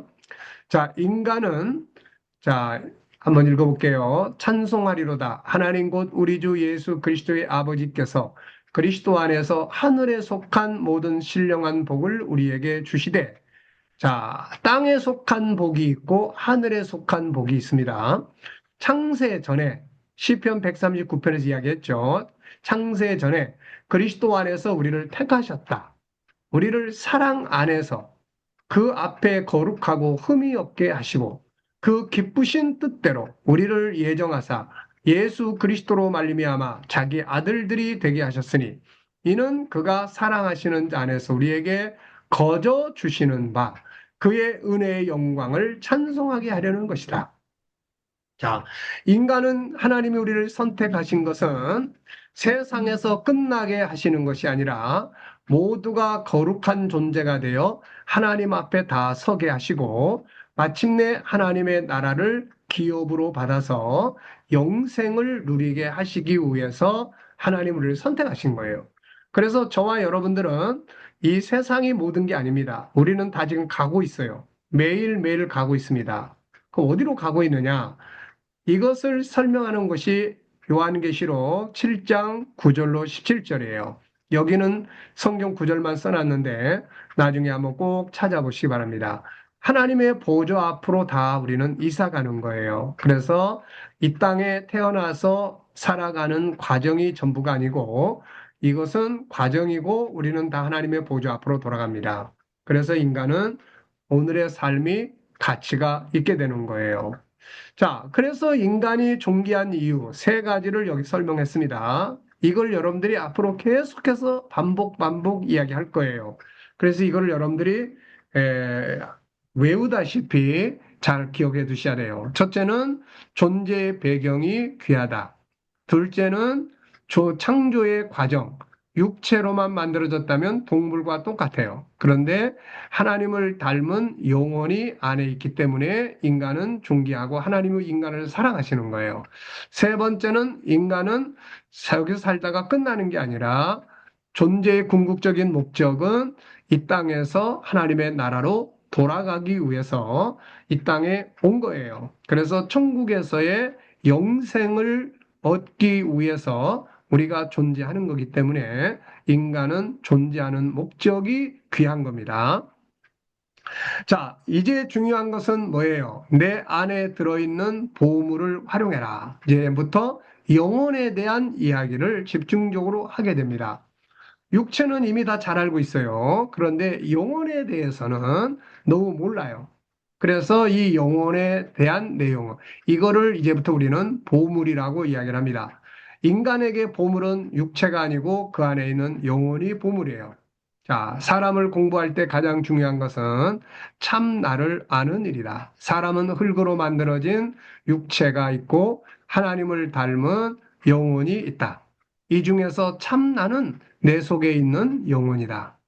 자, 시편 130편 5절에 나 곧 내 영혼 여호와를 기다리며 이걸 우리가 잊어버리면 안 됩니다. 모든 종교나 심리학은 이걸 몰라요. 그래서 자기를 찾고 있지만은 자기가 누군지를 모르고 있는 거예요. 그런데 성경은 나는 영혼이다. 이렇게 설명하고 있는 겁니다. 하나님은 본래 육체가 없어요. 그래서 하나님을 닮았다고 하는 것은 바로 이 육체가 아니라 인간을 영적 존재로 만들었다 그런 뜻입니다. 자, 그렇다면 이제 내 영혼이 우리가 육체가 하는 일은 주로 어떤 일을 합니까? 육체가 하는 일은 뭐를 하는 거예요? 먹고 마시고 또 꾸미고 또 남녀의 결합을 통해서 또 자녀를 얻고 이런 것들이 다 육체가 하는 일들이에요. 그런데 영혼이 하는 일은 두 가지입니다. 첫째는 자, 이 영혼이 해야 될 일이 두 가지인데 이게 잘 될 때 영혼이 잘 된 사람 요한 3서 1장 2절에서는 내 영혼이 잘됨 같이 이렇게 표현하고 있는 거예요. 자, 이 두 가지가 잘 되는 사람을 영혼이 건강한 사람, 영혼이 잘 된 사람. 이런 사람은 심리적 아픔이 필요 없고 세상을 살아가는 데서 승리할 수가 있게 되는 거예요. 자, 첫째는 뭐냐? 내 영과 하나님의 영이 하나 되는 겁니다. 자, 하나님의 영은 본체요, 우리의 영혼은 지체입니다. 이것을 예수님은 포도나무와 가지의 관계로 설명을 하셨어요. 가지는 어디에 붙어 있어야 되냐면 나무에 붙어 있어야 건강하게 살 수 있습니다. 마찬가지로 우리 인간 역시 하나님의 영과 내 영이 하나 될 때 온전해지는 거예요. 이게 신앙 생활입니다. 그래서 우리가 하나님께 예배드리고 찬송하고 기도하고 말씀을 묵상하고 이건 전부 다 내 영과 하나님의 영이 하나 되는 과정이에요.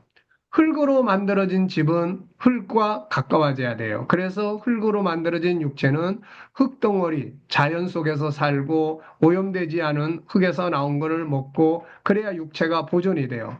영혼은 하나님과 하나가 되어야만 영혼이 건강해지게 되는 거예요. 그 다음에 이제 두 번째가 뭐냐면 영혼 속에 들어있는 하나님을 닮은 성품을 개발하고 훈련해서 살아야 한다 그런 이야기예요, 이거.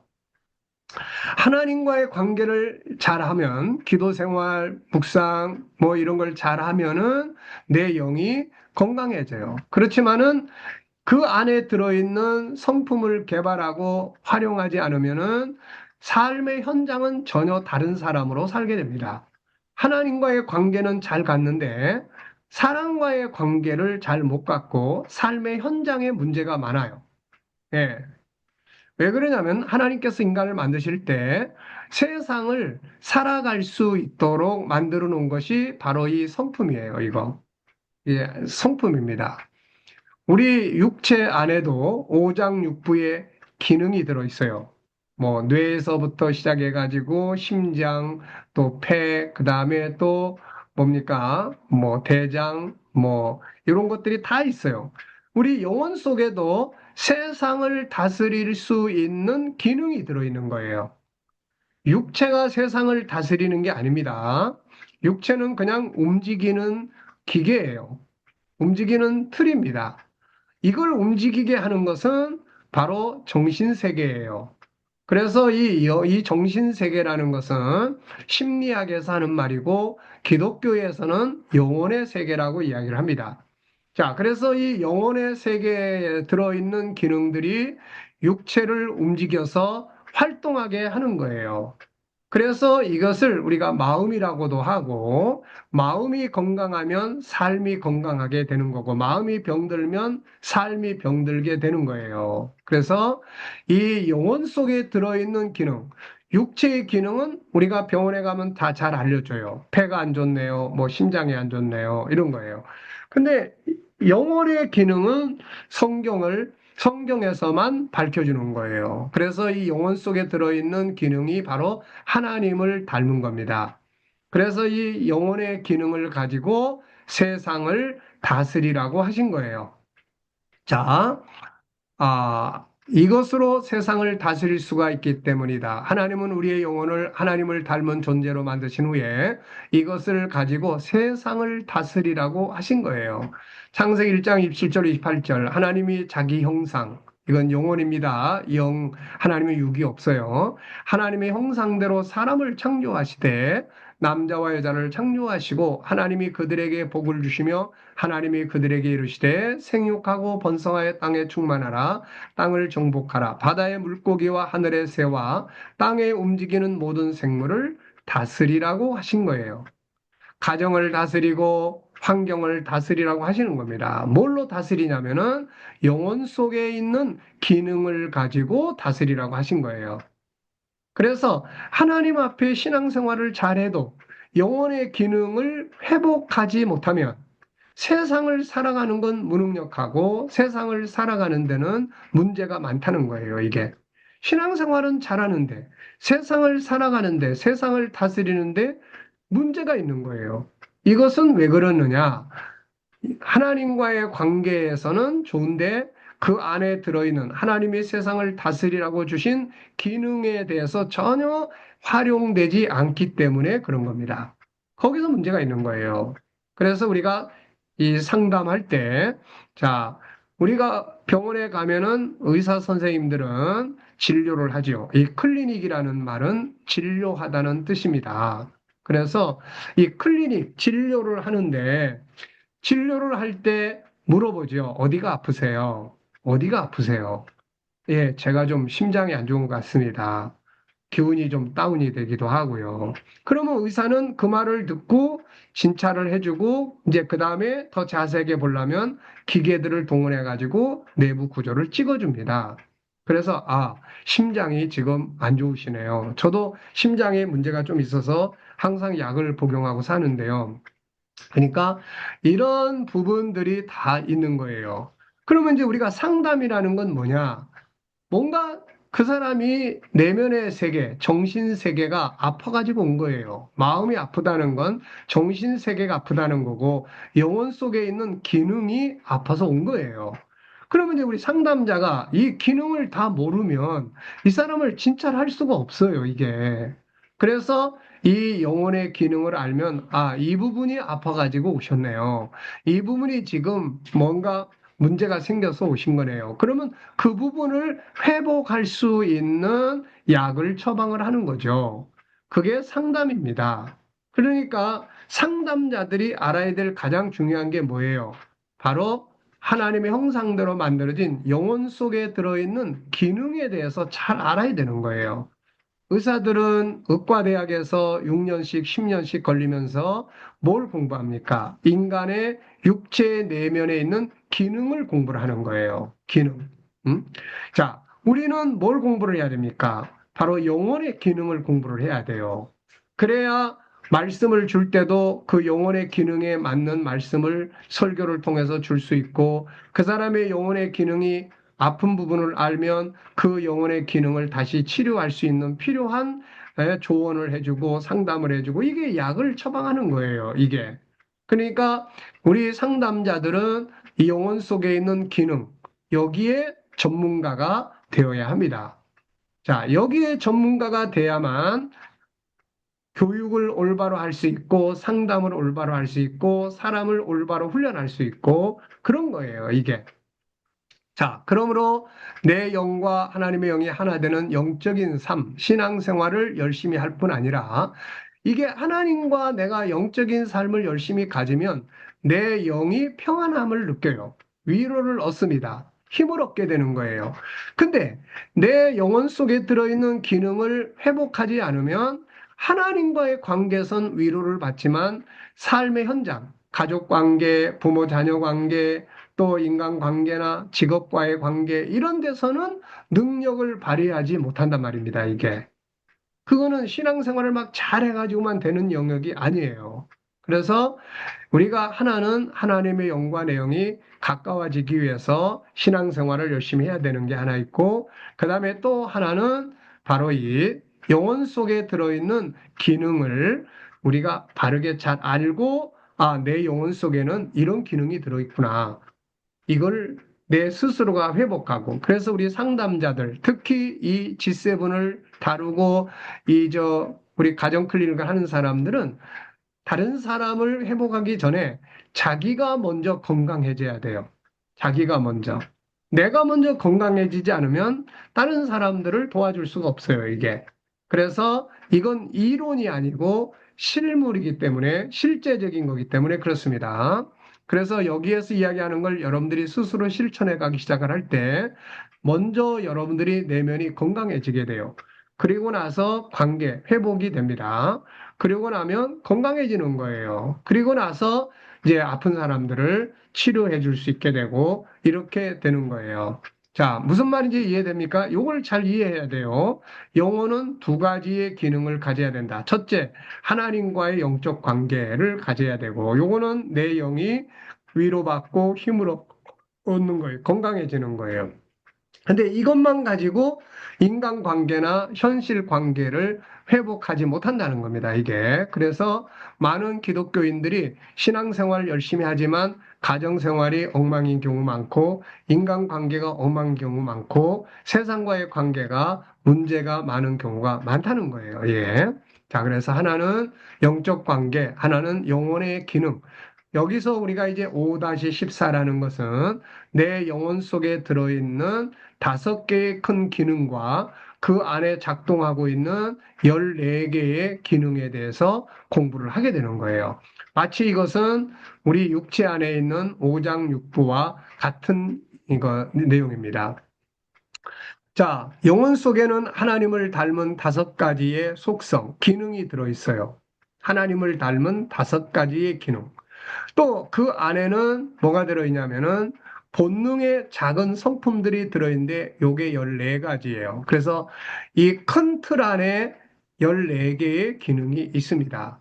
그래서 이 14개의 기능이 바로 본능이라고도 하고 내가 살고 싶어 하는 내 마음이기도 하고, 이렇게 되는 거예요, 이게.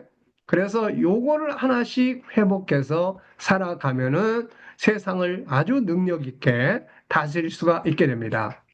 자, 물론 하나님의 성품을 몇 가지로 제한할 수 없지만 우리가 교육하기에 가장 적당하게 정리된 게 바로 14가지예요. 그래서 우리가 이것을 뭐라고 불러요? 5-14라고 부릅니다.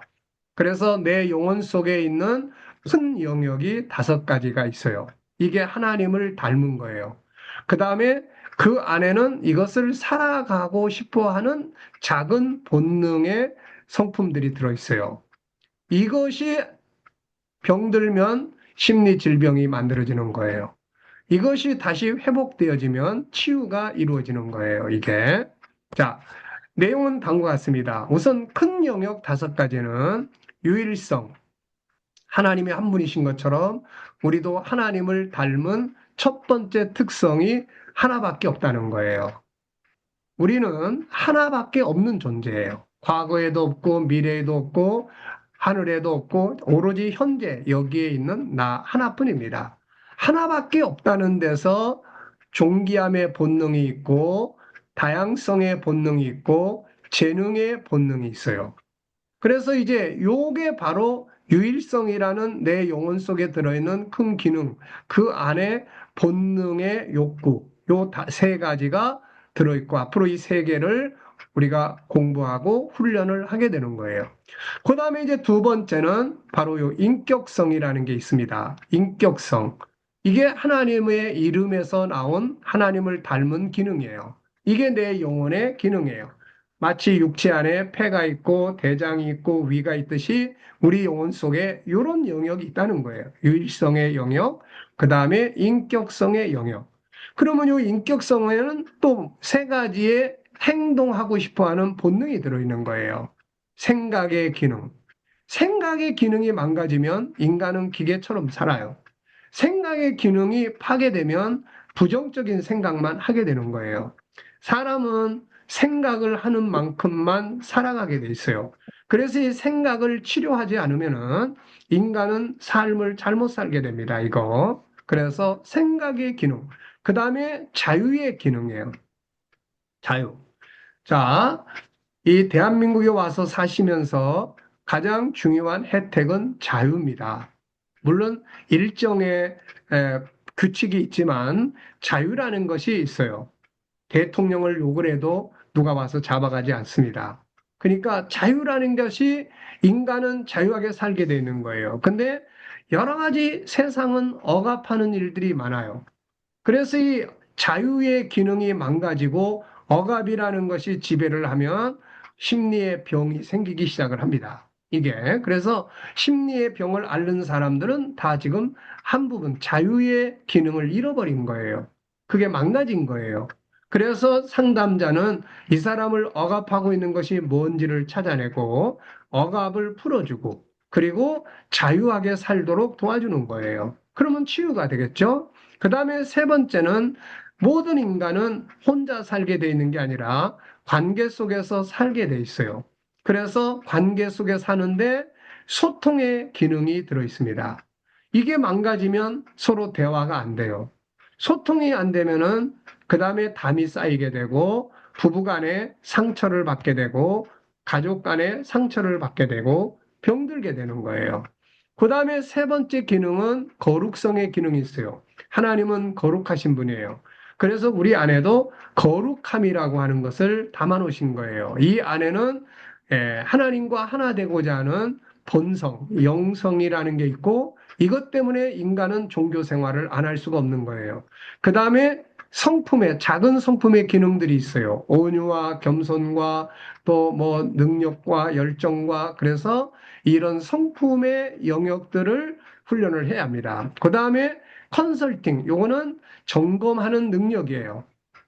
동물과 달리 인간은 점검을 할 수 있는 기능이 들어있어요. 옳은 것인지 그른 것인지, 뭐가 장점인지 단점인지, 이런 것들을 잘 찾아내서 바르게 키워가야만 되는 거예요.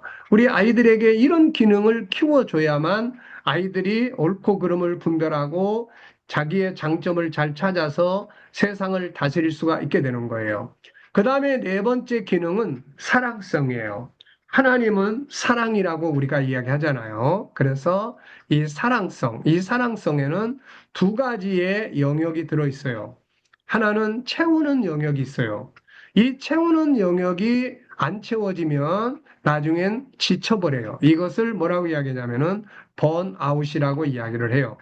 그래서 자녀고 뭐고 다 귀찮고 그냥 모든 게 귀찮아지게 되고 이렇게 되는 거예요. 그래서 채우는 영역을 채울 수 있는 훈련이 필요해요. 우리가 자동차 타고 가다가 기름이 떨어지면 주유소로 가서 기름을 넣습니다. 아무리 바빠도 기름을 넣어요. 저도 바쁜 것 때문에 또 싼 기름을 찾아서 기름이 많이 떨어졌는데도 다음에 가서 찾아서 넣어야지 하다가 도로에서 두 번이나 차가 서 있던 때가 있었어요. 그러니까 아무리 바빠도 채우는 영역을 안 채우면 안 됩니다.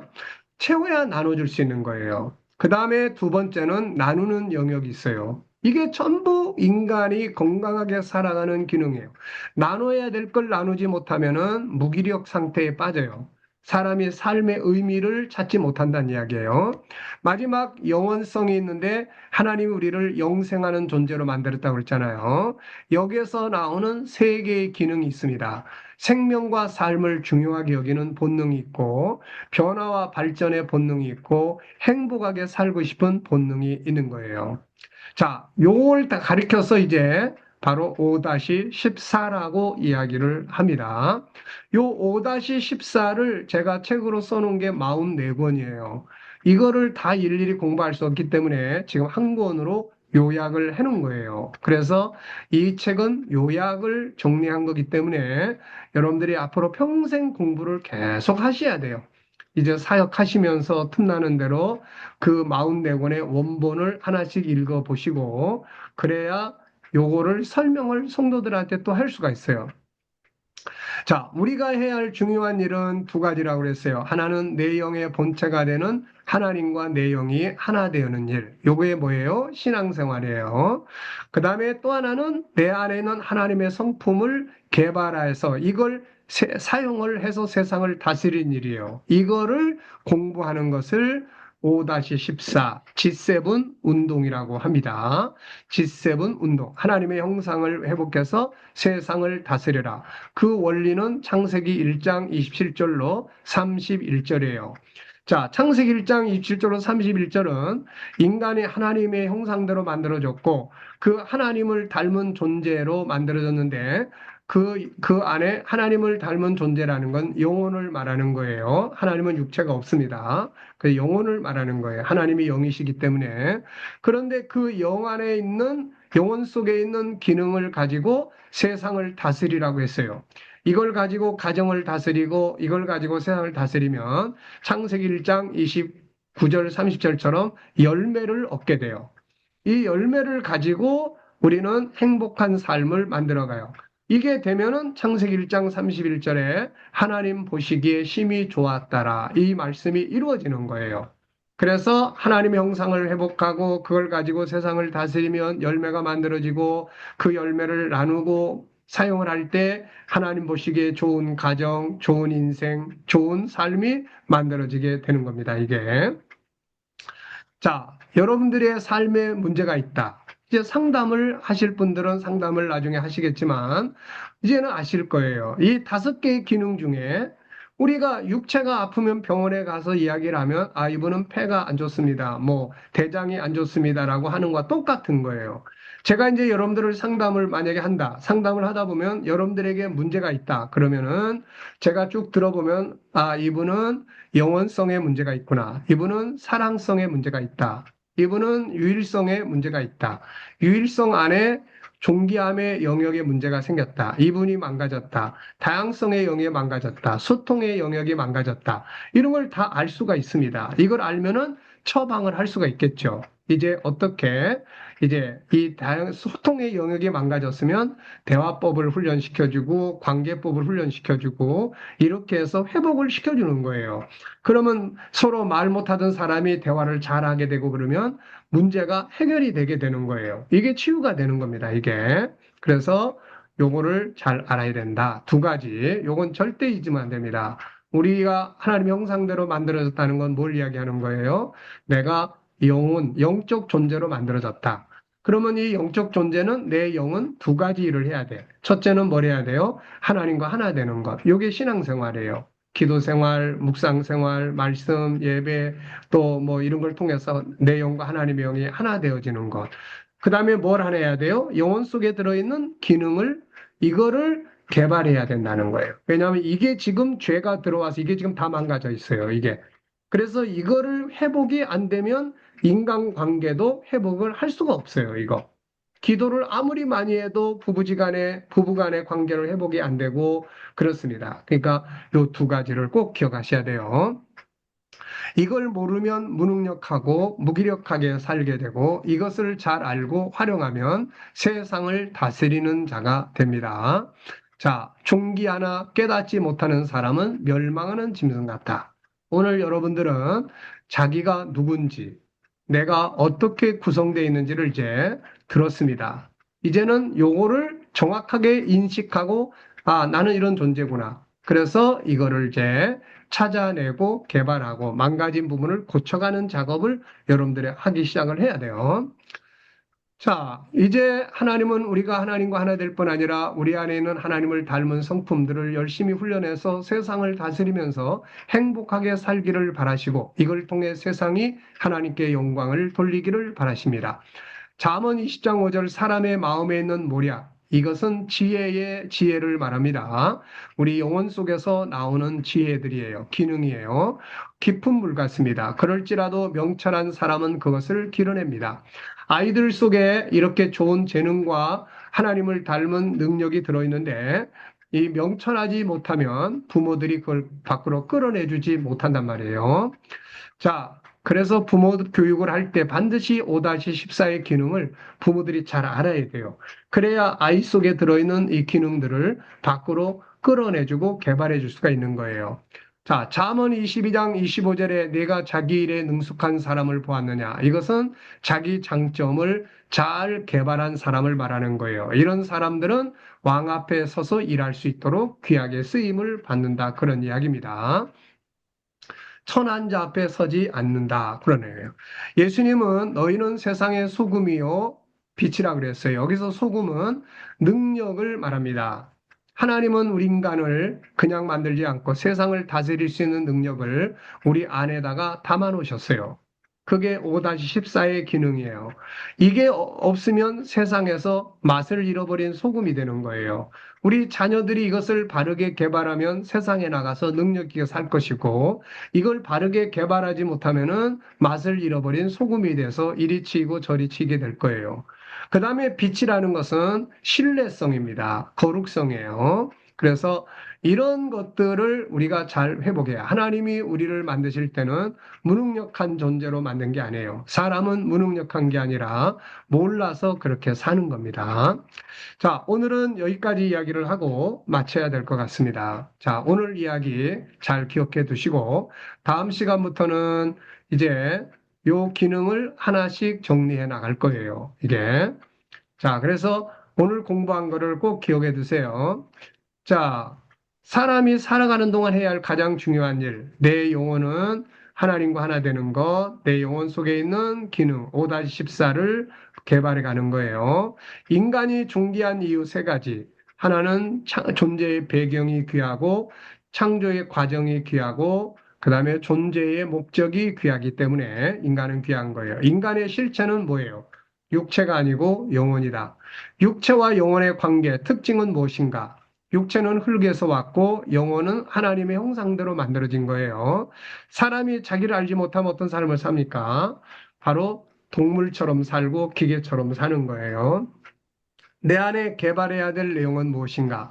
바로 5-14의 기능을 개발을 하는 거예요. 이게 원래는 작동이 잘 됐는데 창세기 3장에서 죄가 들어오면서부터 5-14의 기능이 다 망가진 거예요. 예, 그래서 사랑의 본성을 가지고 살아야 될 인간이 가인이 동생을 죽이고 살았고 이런 잘못된 문제들이 발생을 한 겁니다. 자, 그래서 이런 내용이에요. 아, 자, 이제 오늘 들은 이야기들에 대해서 잠깐 이야기를 좀 나누겠습니다. 자, 스피커를 다 켜주세요. 스피커 다 켜시고. 자, 오늘 공부한 내용들 어떻게 잘 이해되셨나요? 네. 네. 자, 질문하실 거 있습니까? 질문하실 거.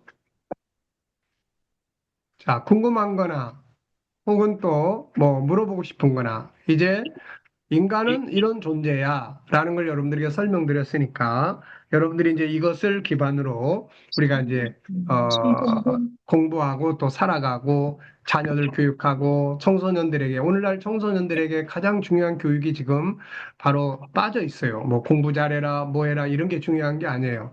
이 하나님의 이 영혼 속에 들어있는 이 기능을 잘 바르게 활용하면 공부 잘하란 말 안 해도 잘할 수밖에 없어요, 이게. 그러니까 그런 부분들을 우리가 교회 교육에서 잊지 말고 꼭 실천을 해야 합니다. 제가 지금 이 일을 시작하는 것은 여러분들의 교회가 이런 것들을 키우는, 이거를 실천할 수 있는 교회를, 이렇게 할 수 있도록 한번 도와보기 위해서 지금 이 일을 시작을 하고 있는 겁니다. 그러니까 예, 앞으로 이런 교회를 여러분들이 꼭 이렇게 만들어 보시기 바랍니다. 자, 혹시 뭐 질문하실 거 있으면 하시고, 없으면은 오늘은 큰 틀에서 설명을 했으니까요.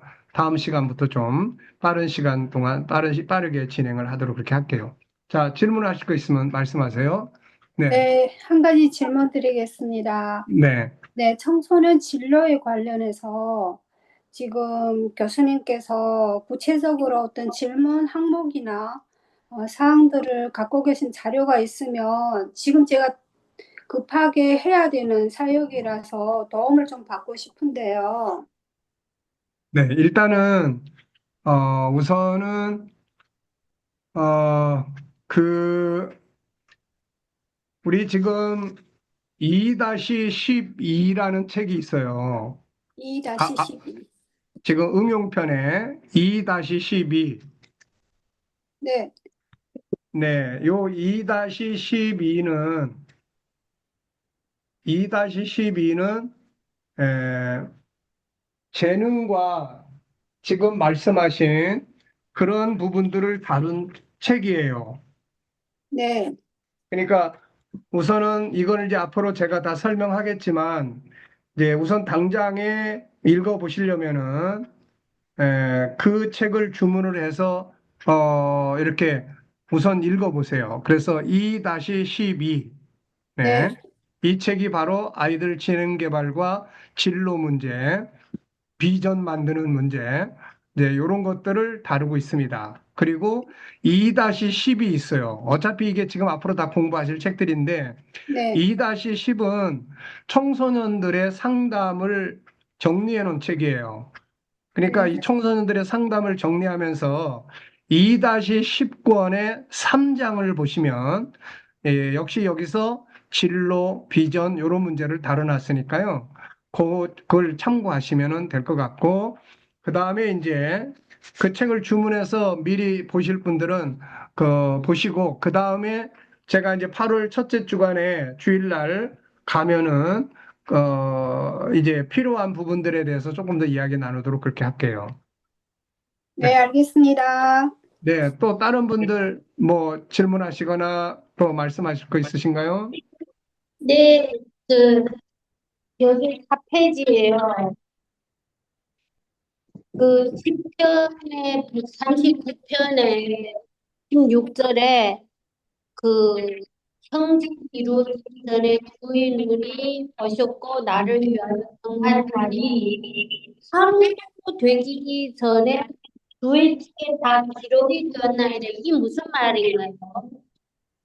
아까 잠깐 설명했는데요. 엄마의 태안의 아이가 내가 잉태되기 전에 하나님이 이미 나를 보셨다 그 말이에요. 이게 무슨 말이냐면은 하나님의 생각 속에서 우리를 먼저 보신 거예요. 먼저 생각하신 거예요. 이거를 이제 디자이너가 디자인을 할 때 먼저 머릿속에서 구상하는 것과 똑같은 원리예요. 그러니까 그 말은 내가 엄마의 태안에 잉태되기 전에 하나님이 나를 먼저 선택하셨다 그런 말이에요. 네. 그리고 선택해서 하나님의 책에 기록해 놨다가 때가 됐을 때 엄마의 태안에 잉태하게 하셨다. 그 이야기입니다. 아, 네, 네. 알겠습니다. 네. 또 다른 질문 하실 거 있으신가요? 있나요? 네. 없으시면은 마치겠습니다. 일단은 이제 공부하시면서나 또 질문하고 싶은 건 다 메모해 놓으셨다가 제가 이제 거기에 갔을 때 그렇게 이제 하시면 되겠습니다. 자, 그럼 오늘 수고하셨고요. 다음번에 공부할 거 미리 좀 읽어보시고 그렇게 하시면 될 것 같습니다. 자, 네, 기도하고 마치겠습니다. 감사하신 하나님, 오늘도 또 저희들이 하나님의 형상대로 만들어진 우리의 모습을 또 공부했습니다. 앞으로 저희들이 잘 배우고 익혀서 사람을 치료하고 교육하고 양육할 수 있는 귀한 일꾼들이 다 되도록 인도해 주시옵소서. 감사하며 예수님의 이름으로 기도하옵나이다. 아멘.